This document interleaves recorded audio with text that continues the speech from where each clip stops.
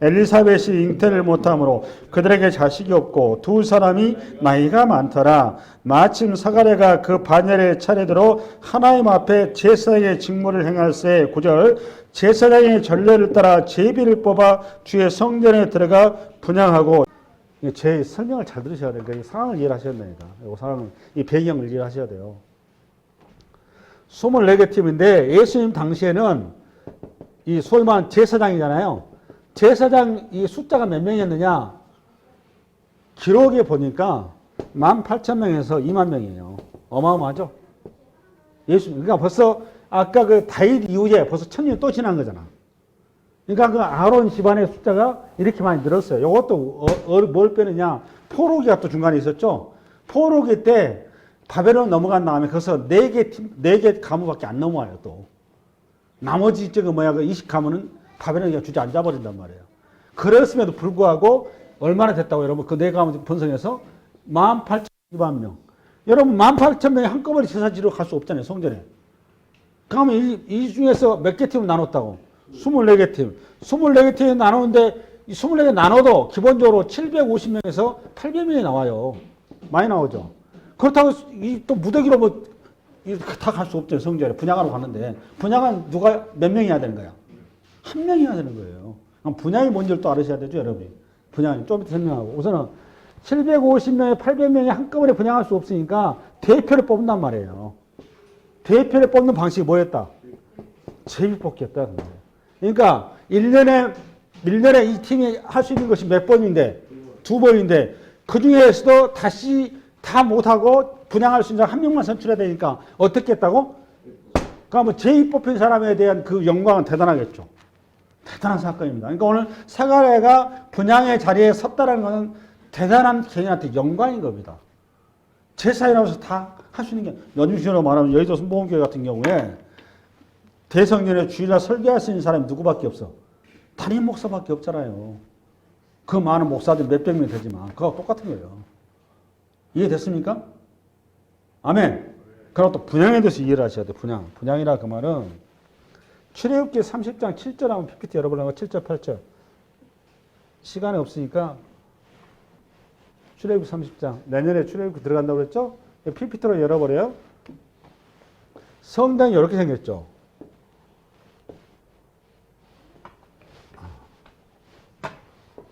요거 법궤가 있고 그 다음에 여기가 떡상이 있단 말이죠. 그 다음에 여기가 촛대가 있어요. 여기가 이게 분향단입니다. 분향단. 뭐라고 여러분? 분향단. 여기가 문이 들어가는 문이에요. 여기가 이제 소위 말하는 그러니까 분향을 했다 그러면 이 지성소로 들어간 거예요? 안 들어간 거예요? 안 들어간 거예요. 그럼 지성소는 1년에 몇 번 들어가는 거예요? 계속 제일날 이건 누가 들어가는 거예요? 이거는 제일 뽑는 게 아니고 여기는 대제사장이 들어가는 거고. 이해됐어요? 그럼 오늘 분향했다 그러면 성소에 들어갔다 그 말이에요. 이 분향이 뭐냐? 번제단이 밖에가 있단 말이에요. 번제단. 오케이? 얘가 손실도 여기 약간 물구멍이 이렇게 있고. 그리고 여기 울타리로 이렇게 쳐져 있어요. 이렇게 울타리로. 그 여기가 무슨 쪽? 여기가 동쪽. 무슨 쪽? 동쪽. 그러니까 이제 오늘 분향했다 그 말은 뭐냐 하면 이스라엘은 출애굽기 30장 7절. 이러고 봐요. 시작. 아론이 아침마다 그 위에 향기로운 향을 사르되 등불을 손질할 때 살을 찌며 8절. 또 저녁 때 등불을 켤 때 살을 찌니 이 향은 너희가 되도록 여호와 앞에 끊지 못할지며. 이게 뭐냐면 상번제라는 겁니다. 뭐라고 했어요? 제가 지금? 항상 드리는 번제다 그 말이에요. 그러면 동물을 태워서 드리는 거는 어디서 하는 거예요? 분향단에서 하는 거예요? 번제에서 하는 거예요? 번제단에서 하는 거죠. 그럼 오늘 향을 태워 드리는 거는 번제에서 하는 거 아니고 여기서 하는 거예요? 분향단에서 하는 거예요. 그러니까 여기 성소에 들어간 사람 한 명밖에 없다고. 그럼 그 역할을 누가 한다고 아까?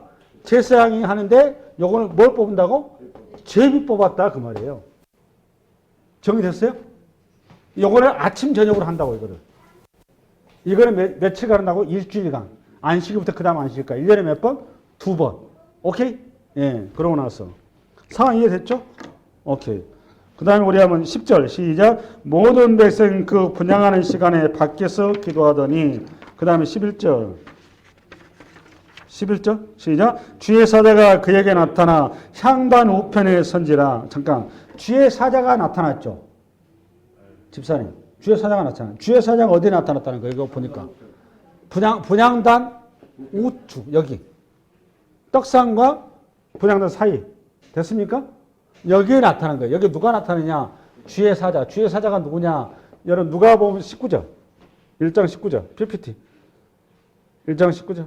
시작. 천사가 대답하여 이르되 나는 하나님 앞에 서 있는 가브리엘이라. 이 좋은 소식을 전하여 내게 말하려고 보니까 그러니까 여기 주의 사자는 누구에 보니까? 그렇지. 가브리엘이지. 참고로 오늘 주의 사자가 누구한테 나타났어요 지금?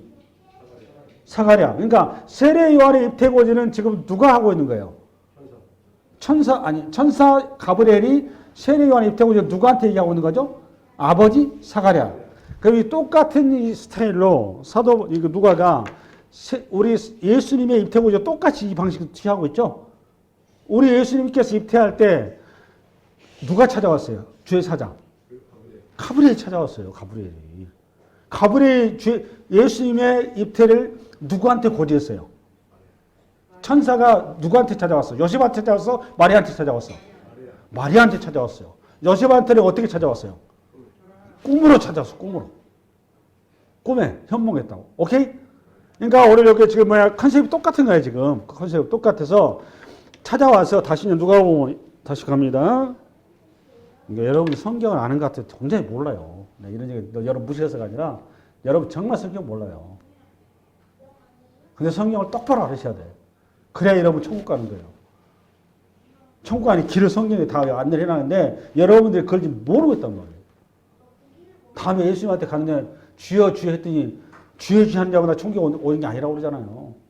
아버지의 뜻대로 하는 자만 온다고 그랬잖아요. 분명히. 아버지 뜻이 어디 있어요? 성경에 있는 거예요. 성경에. 할렐루야. 그 다음에 우리 12절, 그 다음에 13절.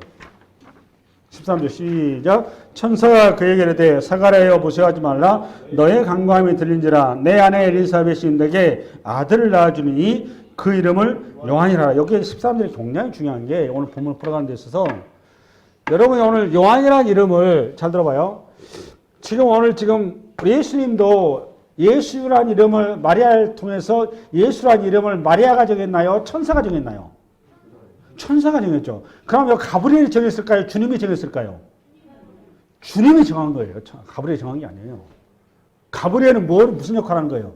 전달하는 역할을 한 거예요. 그럼 오늘 똑같은 컨셉으로 지금 누구 이름을, 이 아이 이름을, 여러분 한나가 기도할 때 사무엘이라는 이름을 하나님이 줬나요? 한나가 이름을 줬나요? 남편이 이름을 줬어요. 남편이. 근데 오늘 지금 여기 누구는 요한이라는 이름은 가브리엘 천사가 찾아와가지고 이 요한의 이름을 너희들이 이름 지어라고 이름 지어라고 얘기했어요? 안 했어요? 안 하고 누가 지어줬어 지금? 주님이 지어주는 거예요. 주님이. 예수 이름은 누가 지어줬고? 하나님이 지어주신 거고. 이게 중요해요. 왜 이게 중요하냐면 원래 유대인들은 이름이라고 하는 거는 자기 조상 가문 중에서 가장 괜찮은 사람을 이름을 따서 짓습니다. 오늘 여기 요한도 보면 뒤에 보면은 그 집안에서 미리 올해 사가랴가 요 얘기를 듣고 나서 입이 버거려 돼버리죠. 못 믿으니까. 뒤에 가가지고 이제 집안에서는 아들이 입퇴하니까 아이가 태어날 그 대비해서 이 아이 이름까지 준비해놨단 말이에요. 근데 그 순간에 사가랴가 입이 열려버리죠. 열리면서 사가랴가 서판에다가 열리기 전에 서판에다가 아이 이름을 쓴단 말이에요. 쌍둥마디 이름이 나오고 요한. 깜짝 놀래가지고 알고 봤더니 하나님이 주신 거였어. 그 내용이 뒤에 나오는 거잖아. 그럼 이게 왜 중요하냐? 유대인들은 이름을 집안에서 가장 괜찮은 사람들의 이름을 짓는다고 그랬죠? 근데 여러분, 요 이름 짓는 것이 왜 중요한가 하면 창세기 강의를 할 때, 집사님, 창세기 강의를 할 때 하나님께서 천지 만물을 지으시고 동물들의 이름을 하나님이 지었어요? 아담이 지었어요? 누가 지었어? 아담이 지었죠. 아담이 왜 지은 거예요? 왜 아담이 지은 거예요? 하나님이 안 짓고. 네? 그게 중요한 거잖아. 하나님이 이름 짓지 몰라서 안 지었을까? 왜 하나님이 안 짓고 아담이 지어? 이름을 짓는다 그 말은 상대방을 깨트린다 그 말이에요. 상대방 속성과 특성을 명확히 알고 지배한다 그 말입니다. 통치한다 그 말이에요. 이해됐어요? 그럼 오늘 요한의 이름을 하나님이 줬다 그 말은 이게 무슨 의미예요? 하나님이 요한을 뭐한다? 통제한다 그 말이에요. 이게 굉장히 중요한 얘기예요, 이게 지금. 이해됐어요?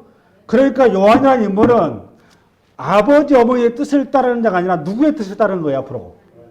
하나님의 뜻을 따라가는 자다 그 말이에요. 이게 중요한 거예요. 그 얘기 하려고 그러는 거예요. 눈을 감지 마세요. 저를 보세요. 정신 똑바로 차려서 들으셔야 돼요. 그 얘기 하려고 그러는 거예요. 오케이? 이게 왜 중요하냐? 그 다음에 오늘 본문을 풀어가는데 요 본문의 해석이 돼야 돼. 이게 그러니까 누가 이름 지어줬다? 하나님이, 주님이 누구를? 요한을, 태중의 아이를. 그러고 나서 뒤에 미션이 들어가는 거예요. 14절부터 시작. 너의 기뻐하고 즐거워할 것이요 많은 사람도 그의 태어남을 기뻐하라. 그러니까 요한은 기쁨을 주는 자다 그 말이죠. 이유는 15절 시작. 이는 그가 주 앞에 큰 자가 되며 포도주나 독한 술을 마시지 아니하며 모태로부터 성령의 충만함을 받아. 이거를 구약적인 용어로 15절에 세 글자로 집사님 뭐라고 해요? 나시린이잖아요. 민수기 6장에 나시린이 나옵니다. 나시린 규정이 나와요. 나시린이라고 나시린. 이 나시린은 그렇게 구별된다 그 말이에요. 이 나시린을 쉽게 해서 뭐에 대한 모형이냐? 아담 안에서 타락하기 전 우리의 모습의 모형이에요. 그 자리로 우리가 부름받은 거예요. 할렐루야? 그 요한이 지금 그런 사람이다 그 말이에요. 그리고 이 사람의 요한의 미션이 16, 17절이란 말이에요. 그럼 16절 시작. 이스라엘 자손을 주고 그들의 하나님께로 많이 돌아오게 하겠습니다. 17절 시작. 그가 또 엘리야의 심령과 능력으로 주 앞에 먼저 와서 아버지의 마음을 자식에게 거스는 자를 의인의 실기에 돌아오게 하고 주를 위하여 세운 백성을 준비하리라. 17절이 오늘 여러분들이 붙여야 될 핵심 문구입니다. 이게 지금부터 17절 전부터 정리를 하고 가야 됩니다. 성탄절을 맞이해서 성탄절에 우리 주님이 주시는 핵심적인 메시지가 17절이에요. 10절에 보니까 오늘 지금 요한의 뭐가 여기 들어와 17절에 하나님께서 이름을 지어준 요한이라는 인물에 뭐가 주어진 거죠? 미션. 그 미션의 핵심적인 게 뭐냐? 엘리야의 심정과 능력으로 뭘 이루어야 되느냐? 세 가지. 첫 번째, 아버지의 마음을 누구로? 자식에게. 두 번째는 거스르는 자의 의인의 슬기로운 자로. 요 슬기다 하는 마음이다 그 말입니다. 마음, 지혜. 마지막 세 번째는 뭐예요? 예? 주를 위하여 세운 백성을 준비하라. 세 번째는 우리식으로 말하면 다음 세대를 준비하라 그 말이에요. 이 미션인 거잖아요. 요 미션을 성취하는데 요한이라는 이름을 주신 거고, 이 요한이 요 미션을 성취하는데 중요한 태도, 마음가짐, 자세가 뭐여야 되느냐? 엘리야의 심정과 능력으로 가야 된다 그 말이에요. 이 태도를 가지고 이 세 가지 미션을 이루어야 된다 그 말이죠. 그것 때문에 요한이 이 땅에 태어났다 그 말이에요. 이 요한은 여기 앞으로 오세요. 이 요한은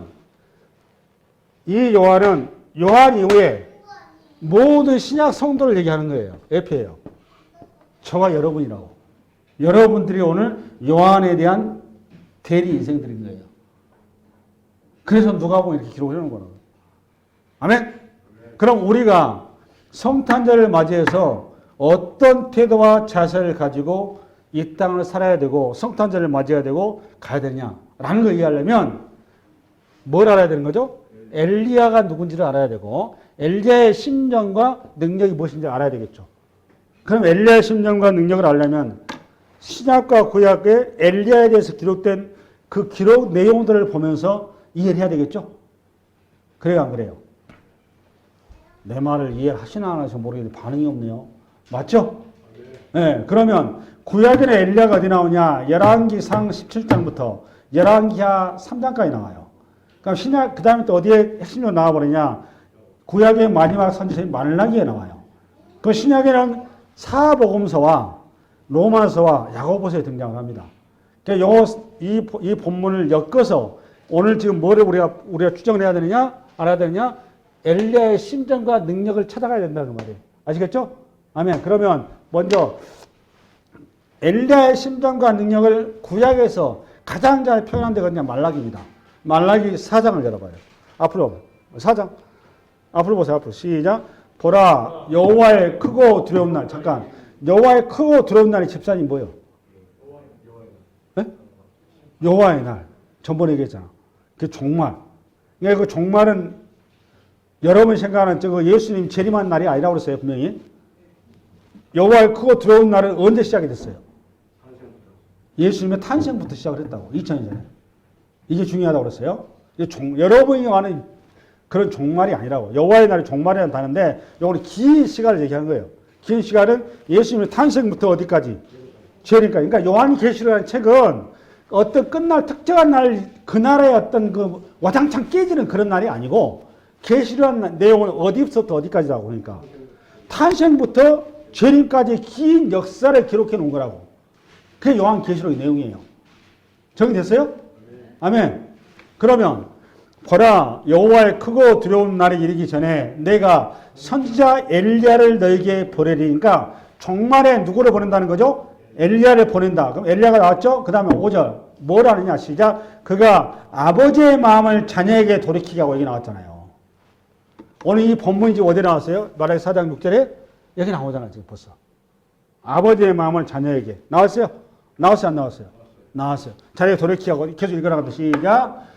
그들의 아버지에게로 돌이키게 하리라. 돌이키지 않으면 들을 건데 내가 와서 저주로 그 땅을 칠까노라 하시니라. 이거를 이해하려면 좀 더 이런 본문이 뭐가 필요하느냐. 말라기가 가지고 있는 사상을 이해하셔야 돼요. 말라기 배경을.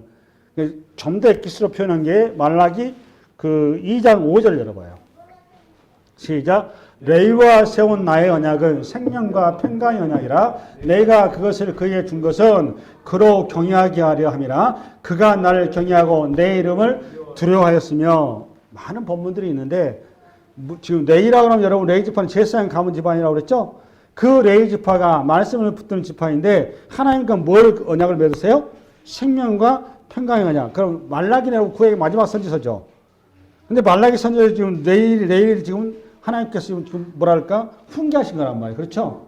저를 봐보세요. 말라기가 여러분 뭐 익숙해지냐? 11조 하면 하나님께서 복 주신다고 자꾸 이런 이상한 데만 자꾸 머리 이해가 들어가 있는데 그런 쓸데없는 얘기하는 게 아니고요. 말라기가 쓰여진 배경이 이겁니다. 여러분 이스라엘이 북이스라엘은 아수르의 사이에 아작이 나버렸고 남유다는 바벨론에서 멸망을 당하죠. 그게 586년에 멸망을 당해요. 멸망을 당하고 70년 만에 포로에서 귀환된 뒤에 고레스 칙령으로 들어옵니다. 들어오는데 그 고레스 칙령에 의해서 파리시아 초대왕이거든요. 고레스 칙령으로 돌아올 때 바벨론 포로로 끌려간 사람이 얼마나 돌아왔을 것 같아요, 여러분? 예를 들어 100만이 포로로 끌려갔다. 그럼 100만이 다 돌아왔을까요? 통밥으로 얼마나 돌아왔을 것 같아요, 집사님? 네? 네? 네? 30%. 네. 우리 집사님은? 20, 30%? 왜 나머지 왜 안 돌아올까? 네? 네, 그래.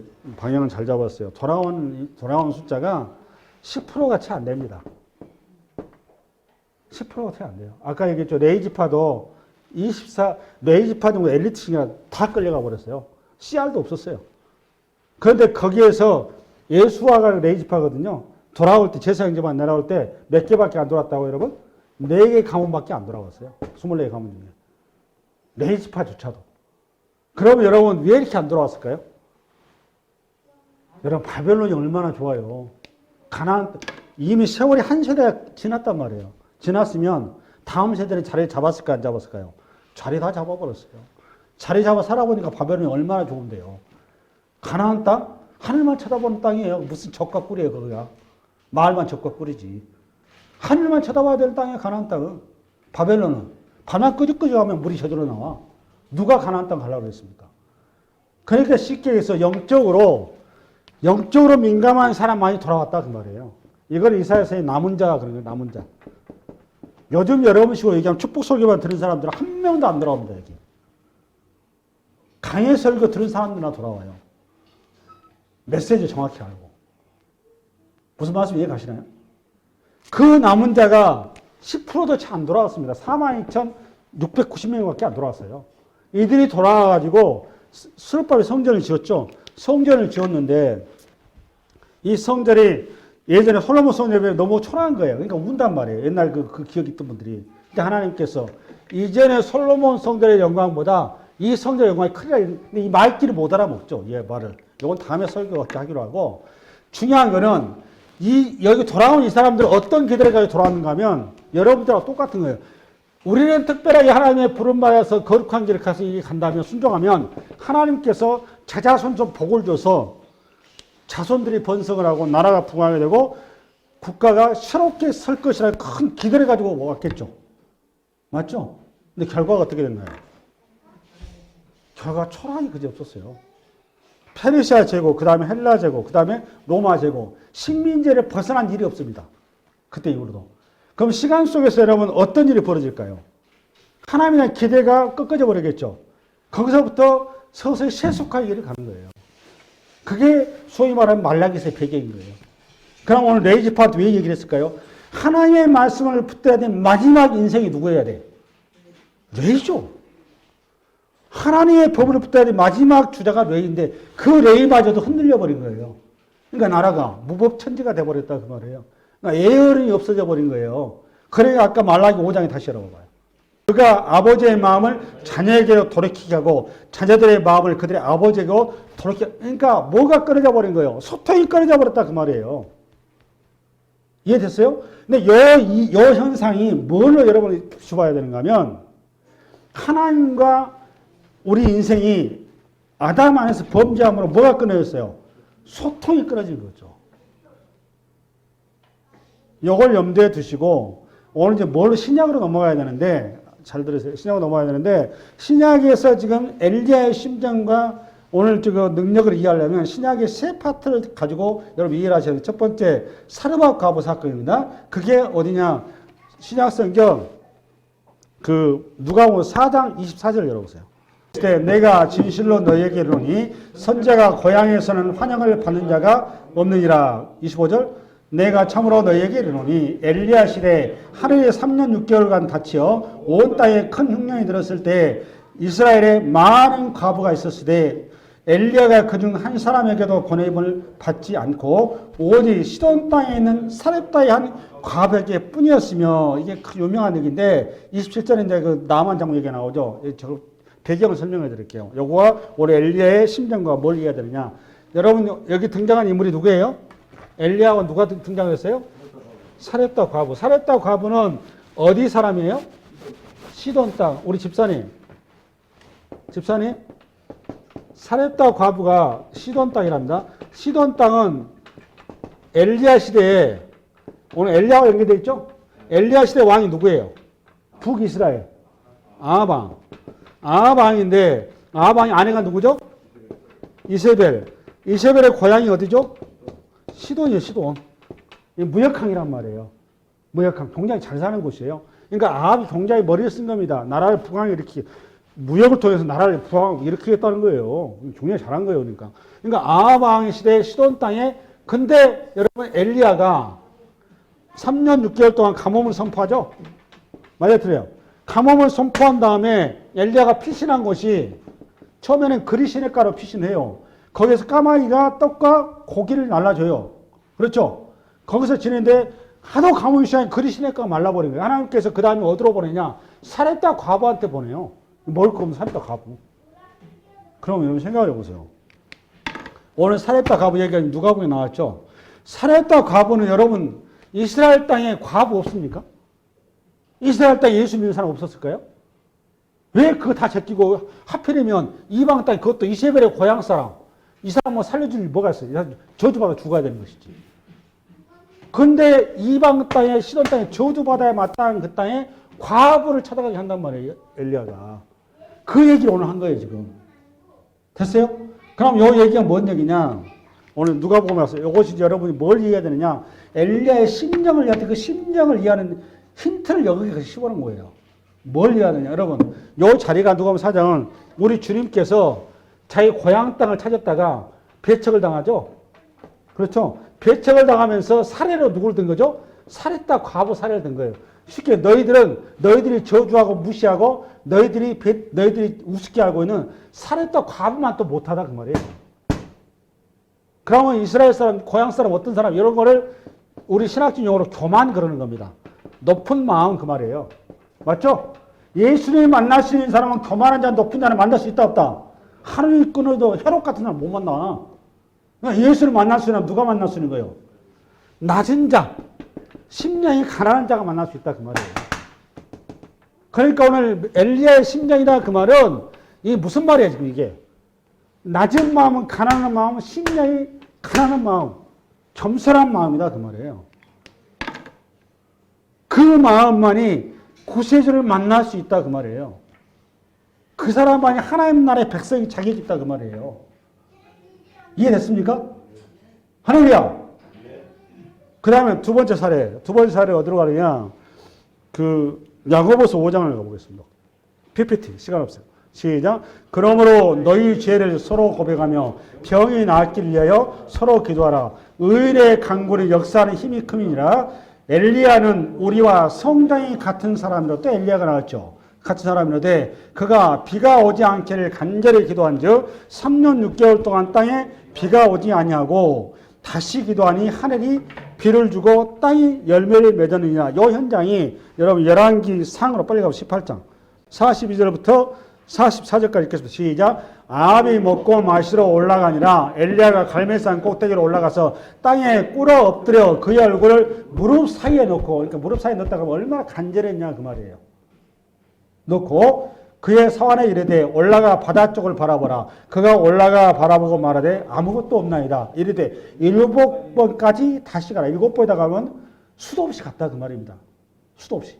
7번 딱 숫자가 아니에요. 이해됐어요? 뭐가 될 때까지? 기도가 응답될 때까지 그 말입니다. 그러고 나서 44절 7번째 이르러서는 그가 말하되 바다에서 사람의 손만한 작은 구름이 일어나나이다. 이르되 올라가 아합에게 말하기를 비에 막히지 아니하도록 마차를 갖추고 내려가서 살아 하니라. 저를 보세요. 저를 보세요. 엘리야 그럼 우리 한국 성도들은 전부 다 뭘 이해하는가 하면 갈멜산에서 불이 내려가지고 아주 그냥 큰 어떤 그 대승한 거 이것만 아주 그냥 머릿속에 확 박혀있어요. 근데 여러분 그거는 원래 엘리야 사건을 얘기하는 취지가 전혀 아니에요. 그 오늘 본문에서 지금 엘리야의 그 많고 많은 스토리 중에 야고보가 지금 끄집어낸 핵심적인 문구는 뭐였어요 보니까? 기도. 뭐였다 여러분? 기도. 갈멜산에 불이 내렸다 이거 얘기하는 거 아니에요. 뭘 얘기하고 있다 여러분? 기도. 이 기도가 어떤 기도였다? 하나님의 응답을 받는 기도였다 그 말 아니에요. 그럼 이거 왜 중요한 거죠? 지금 무슨 얘기 하려고 하는 거죠? 아까는 말라기에서 제가 여러분한테 말라기에서 아버지와 자녀 사이에 뭐가 끓어있다고 그랬죠? 소통. 그러면 기도가 끊어진 거는 뭐가 끊어진 거고? 소통이 끊어진 거고. 기도가 된다고 하면 하나님은 뭐가 된 거고? 소통이 이루어졌다 그 말이에요.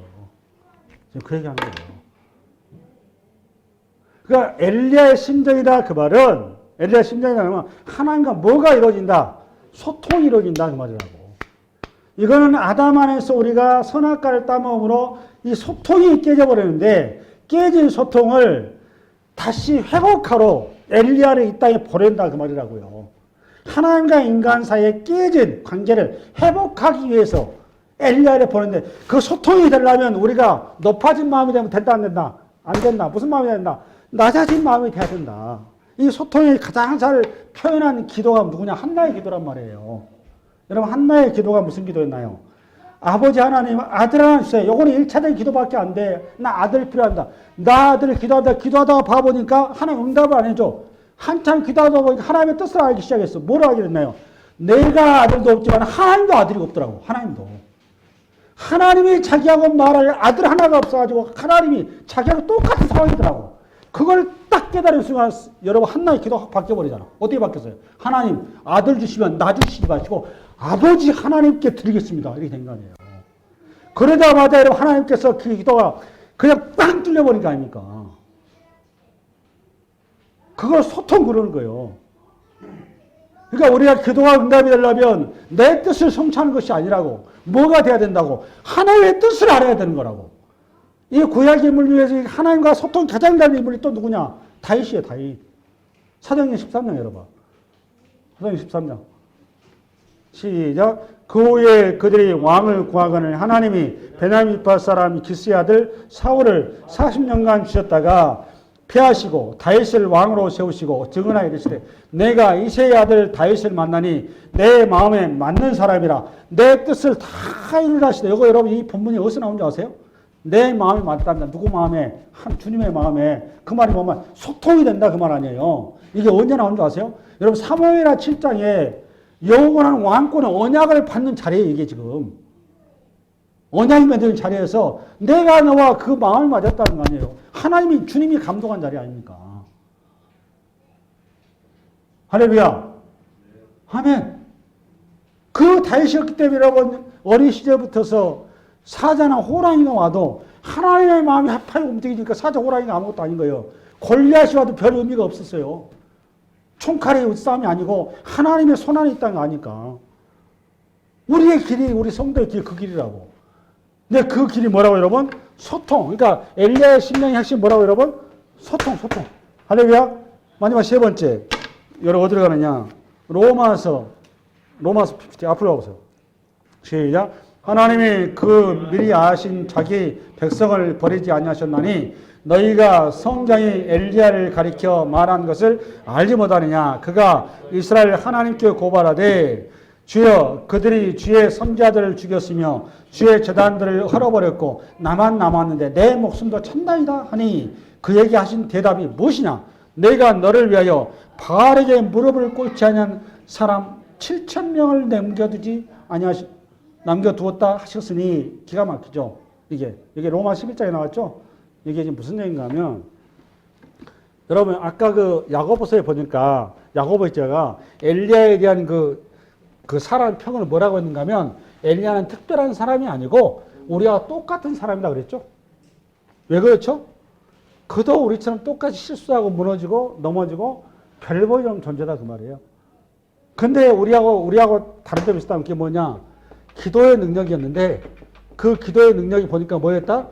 하나님의 마음에 합한 기도를 하더라 그 말이에요. 이게 뭐라고 그러면 요거의 엘리야의 능력이라고. 이게 아까 얘기한 10년간 능력할 때 능력.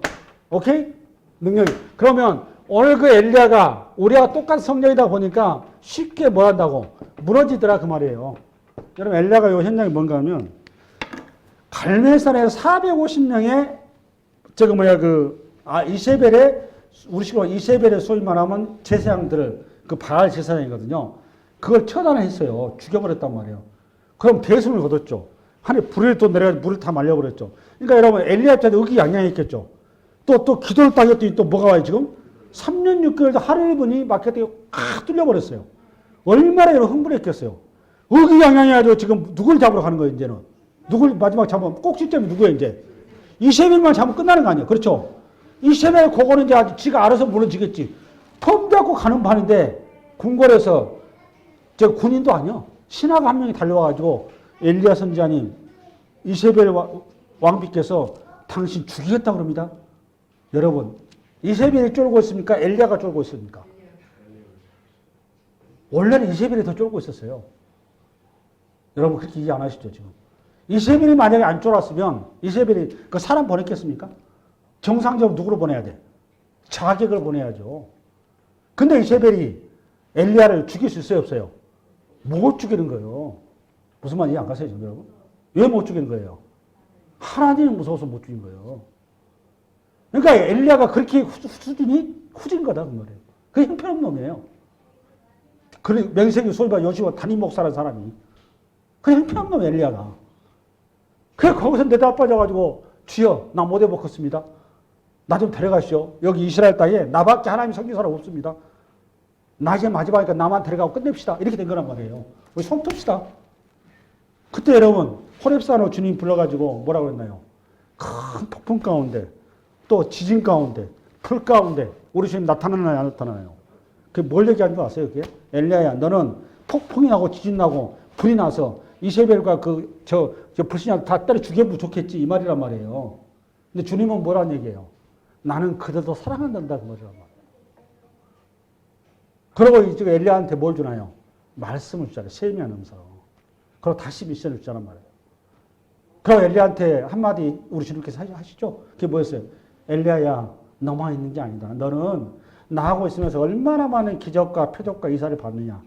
그런데 너처럼 그런 기적과 이사 표적도 안 보는데 오로지 나 하나 믿고 나만 바라본 사람이 너희 족에 몇 명이 있다? 7,000명.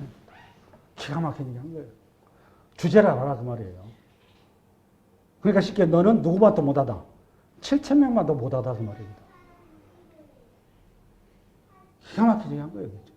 그러면서 이 본문에서 뭘 얘기하는 거죠 지금? 이 7,000명을 얘기는 숫자 7,000명을 얘기하는 게 아닙니다. 수도 없이 많다 그 말이에요. 이게 뭐하고 연결되냐? 오늘 세 가지 미션 중에 다음 세대를 준비하라고 그랬죠? 다음 세대를 뭐하라? 준비하라. 7,000명이 잃어버린 양이 하나님께 돌아와야 될 양이 있다 그 말이에요. 이 양들을 위해서 너가 부름받은 자리에 서라 그 말이에요. 그게 엘리야의 뭐고? 심령이고 능력이다 그 말이에요. 할렐루야. 여러분은 성탄의 계절에 우리 주님께서 우리 주시는 엘리야의 심령과 능력의 자리로 여러분이 겸손하게 그리고 감사로 선언하기 바랍니다. 수고하셨어요.